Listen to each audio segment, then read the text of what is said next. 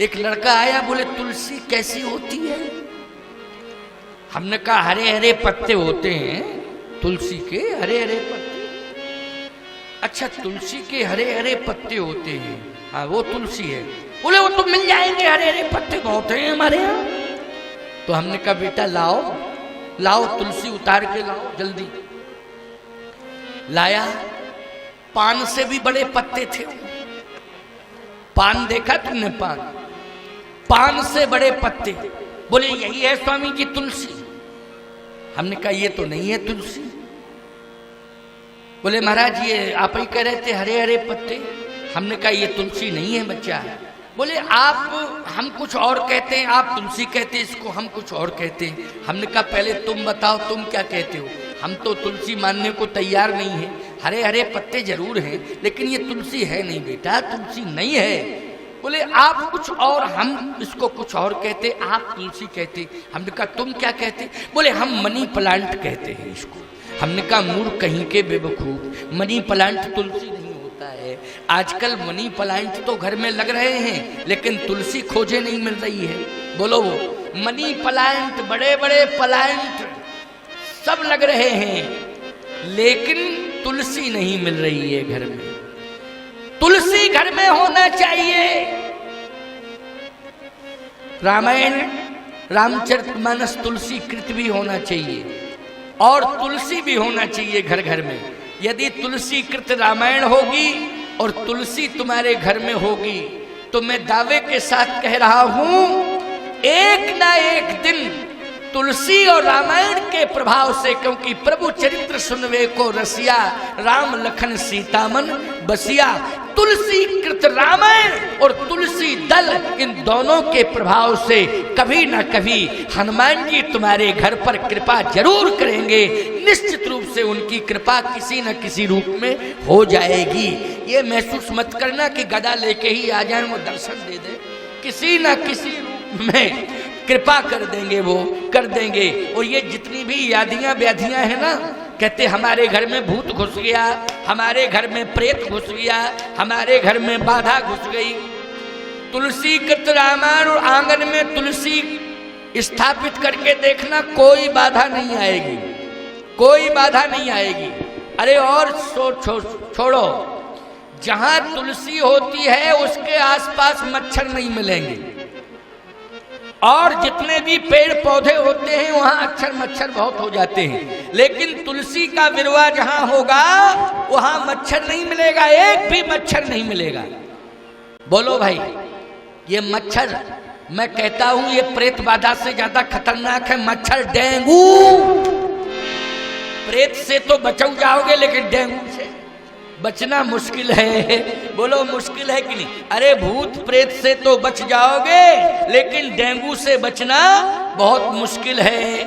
और जिसके घर में तुलसी होगी और तुलसी की परिक्रमा जो करता होगा, तुलसी की सुगंध जो लेता होगा और तुलसी दल पान करता होगा, उसके घर में किसी भी प्रकार की बीमारी नहीं रह सकती है। बड़ी से बड़ी बीमारियां दूर हो जाएंगी, क्योंकि दो तुलसी हैं, एक तुलसी कृत रामायण है, एक तुलसी दल है।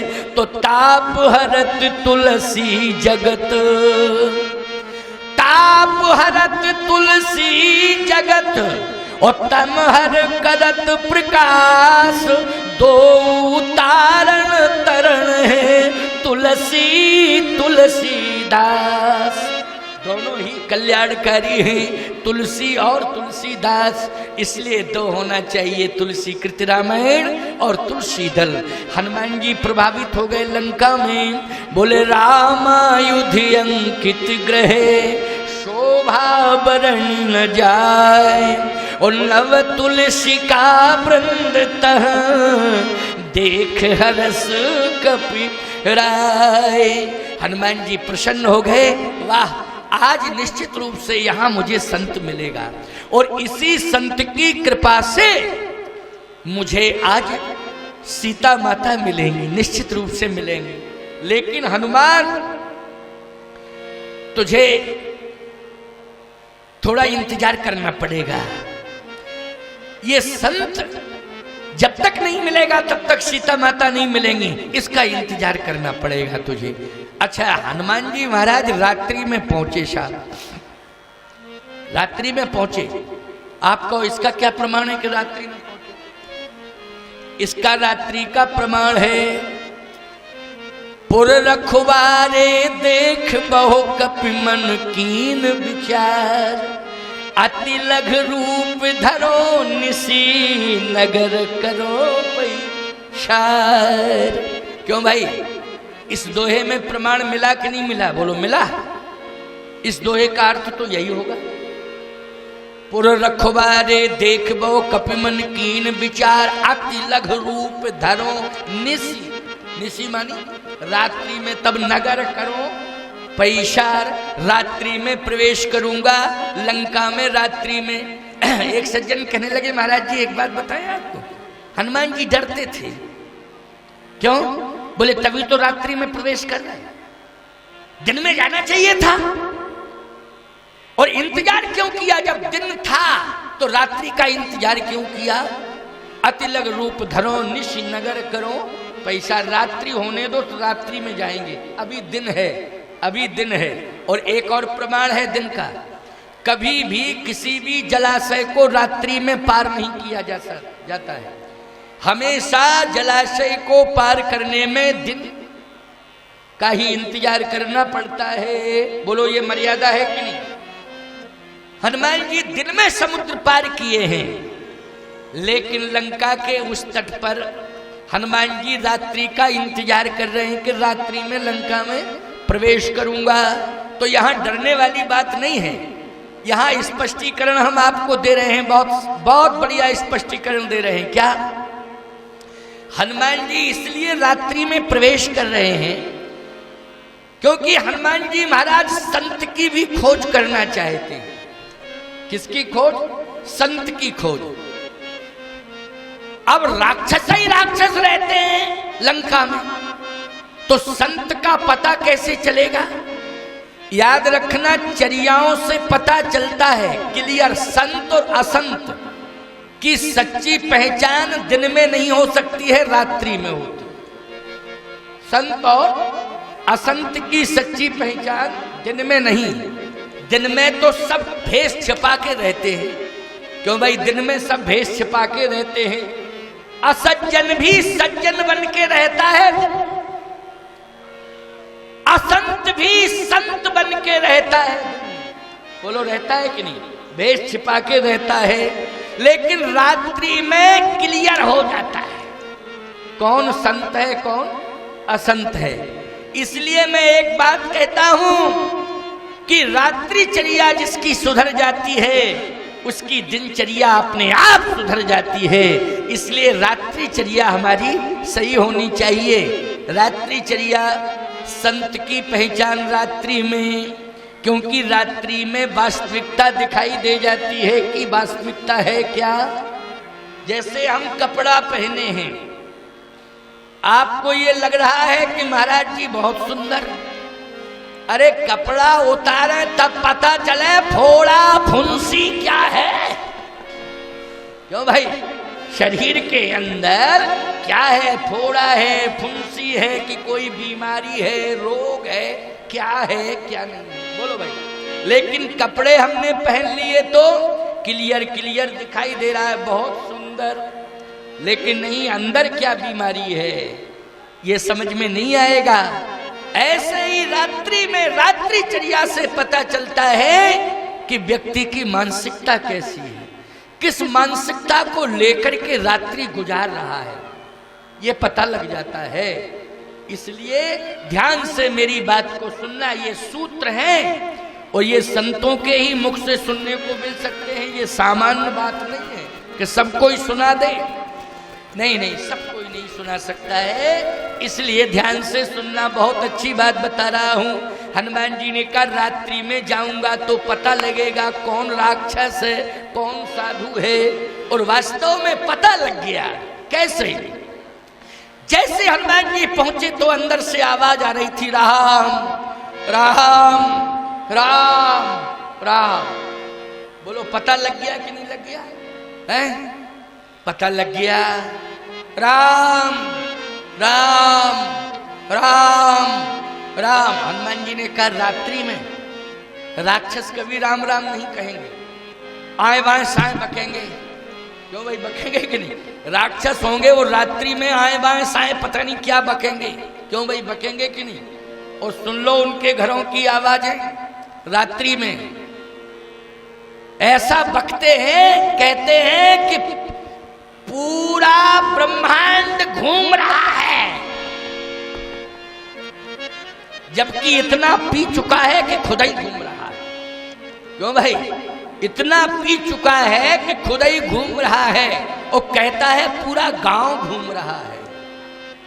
इनकी भाषा सुनना जरा, इनकी भाषा सुना करो जरा रात्रि में पीने वालों, है ना? पता नहीं क्या आए बाएं साए बकते हैं। और लंका के राक्षस तो करे पान सोवाए दिन राती, इतना पियक्कड़ थे लंका में कि रात और दिन दोनों में पीते ही रहते थे। इतने पियक्कड़ थे, रात दिन पीते थे, लंका में शराब पीते थे।